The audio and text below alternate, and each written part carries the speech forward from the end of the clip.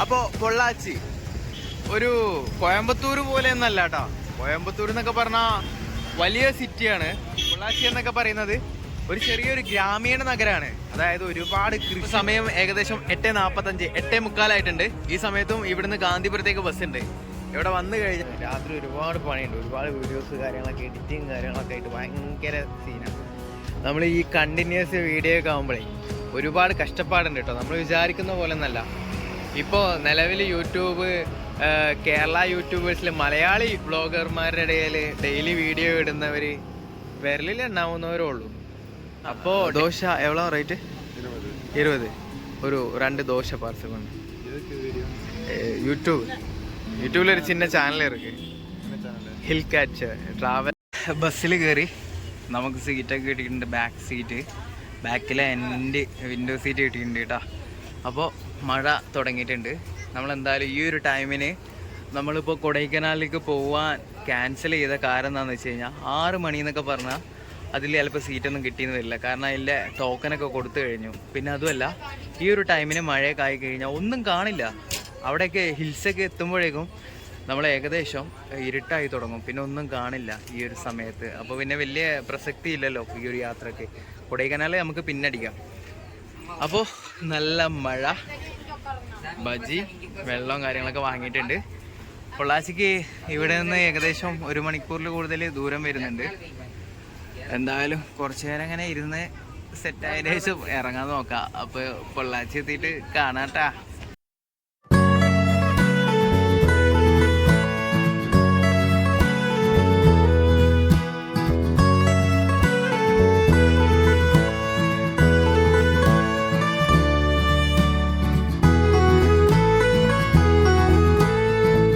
Finally നമ്മൾ പൊള്ളാച്ചി എത്തിയിരിക്കുകയാണ്.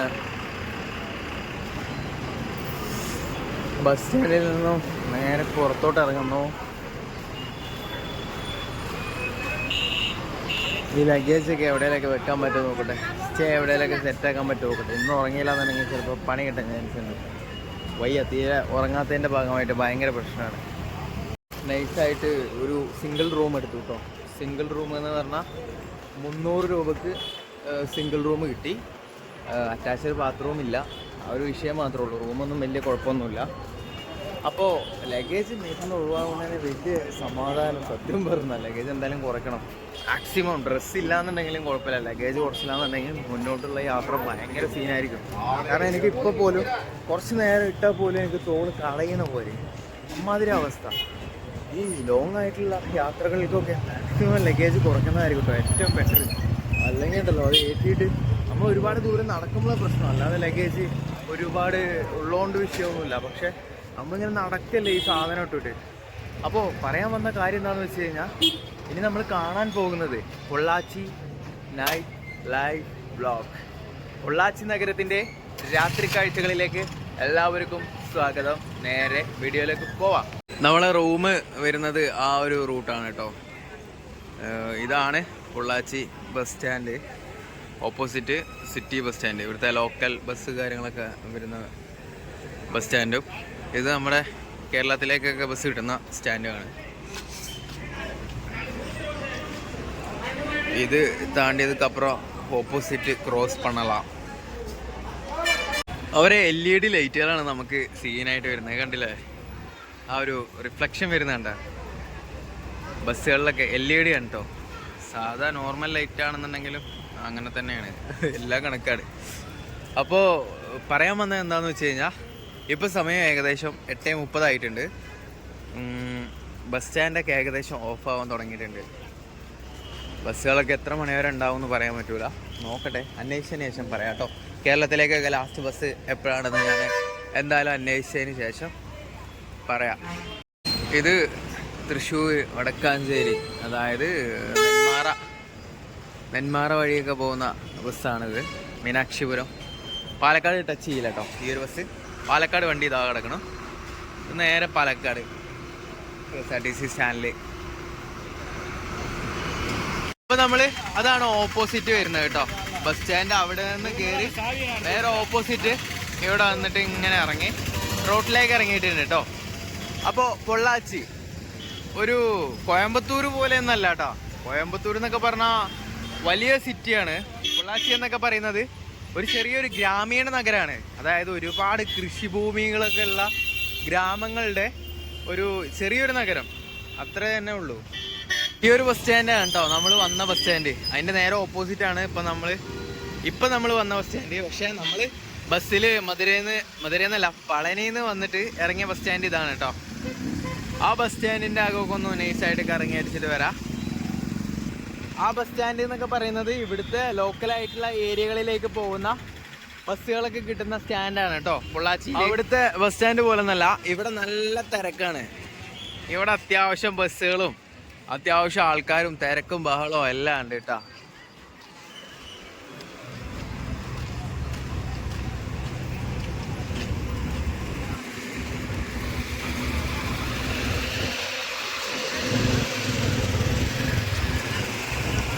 പിന്നെ ഒരു കാര്യം പറയാനുള്ള എന്താണെന്ന് വെച്ചാൽ നമുക്ക് വാൽപ്പാറയിലേക്ക് ഈ സമയത്തും ബസ് കിട്ടും. ലാസ്റ്റ് ബസ് വരുന്നത് 8:40 അത് മറ്റേ സ്റ്റാൻഡിലാണ് വരുന്നത് കേട്ടോ. 8:40 വരെ നമുക്ക് ലാസ്റ്റ് ബസ് കിട്ടും വാൽപ്പാറയ്ക്ക്. അപ്പോൾ ഈ ബസ് സ്റ്റാൻഡിൽ നിന്നും പുറത്തോട്ട് ഇറങ്ങുമ്പോൾ ഇടത്തോട്ട് പോയി കഴിഞ്ഞിട്ട് പിന്നെ ലെഫ്റ്റിലേക്ക് കയറി കഴിഞ്ഞാൽ കോയമ്പത്തൂരിലേക്കും വലത്തോട്ട് പോയി കഴിഞ്ഞാൽ വാൽപ്പാറയ്ക്കും നമുക്ക് പൊള്ളാച്ചിയിൽ നിന്ന് പോകാവുന്നതാണ്. ഇതാണ് നമ്മൾ വരുന്ന റൂട്ട് കേട്ടോ. പാലക്കാട് നിന്ന് നമ്മൾ വരികയാണെന്നുണ്ടെങ്കിൽ ഈ റൂട്ട് വരും. നേരെ ഇവിടെ വന്നിട്ട് ഈ സൈഡ് റൈറ്റ് അടിച്ചിട്ട് നേരെ ആ ബസ് സ്റ്റാൻഡിൽ കയറും.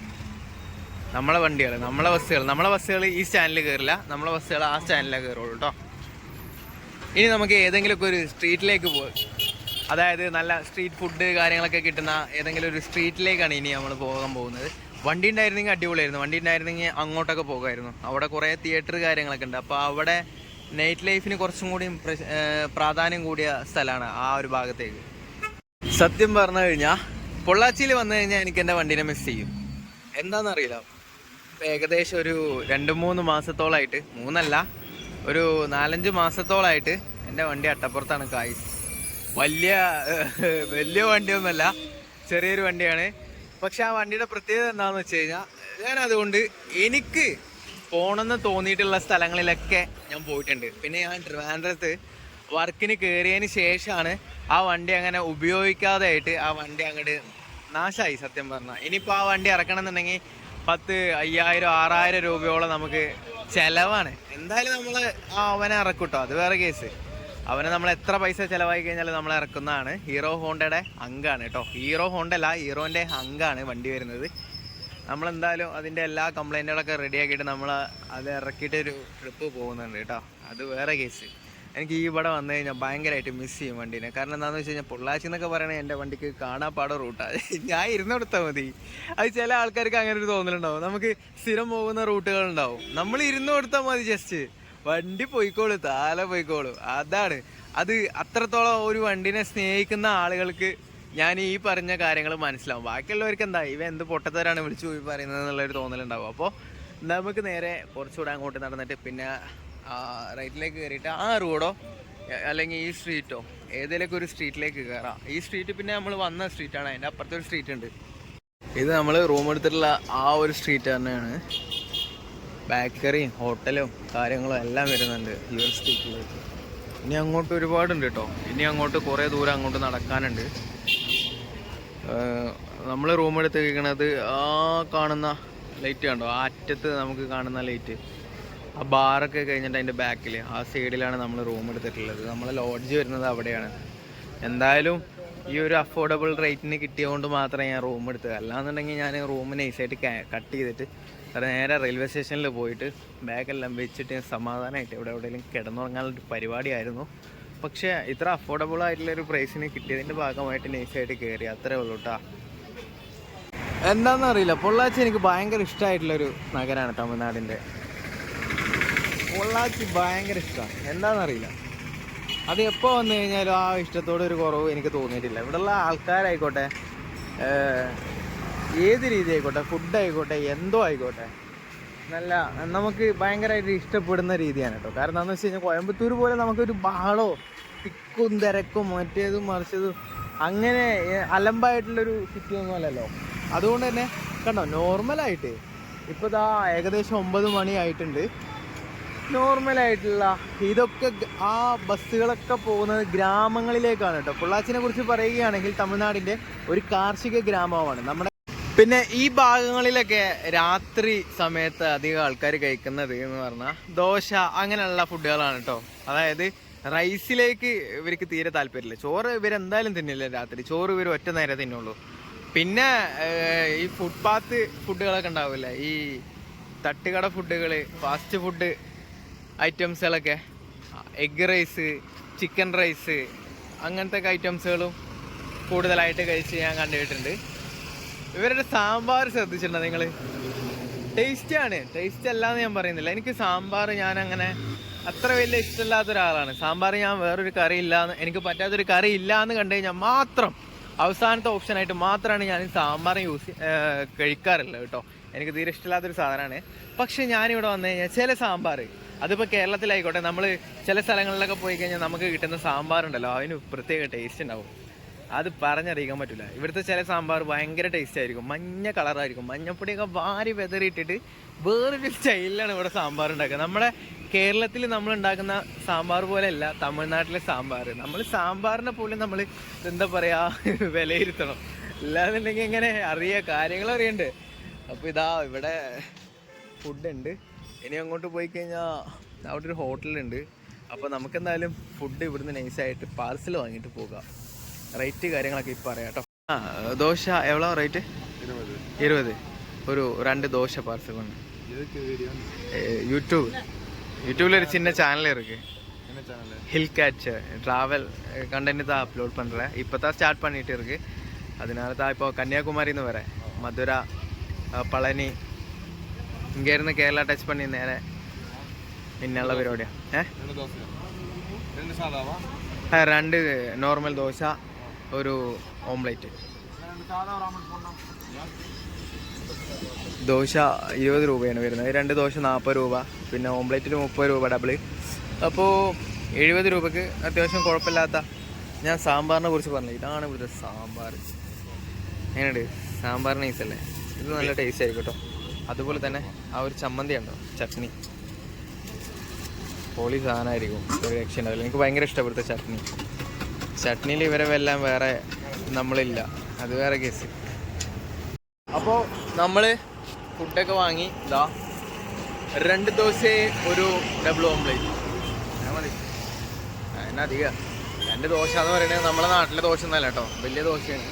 പ്ലെയിൻ ദോശ റോസ്റ്റിൻ്റെ പോലെയല്ല, അതിനേക്കാളും ചെറിയൊരു വലിപ്പക്കുറവുണ്ടാവും, പക്ഷേ അതിനേക്കാളും തിക്നെസ് ഉണ്ടാവും. നമുക്ക് 2 ദോശ കഴിച്ച് കഴിഞ്ഞാൽ അത്യാവശ്യം വയറാണെന്ന് അറിയാം.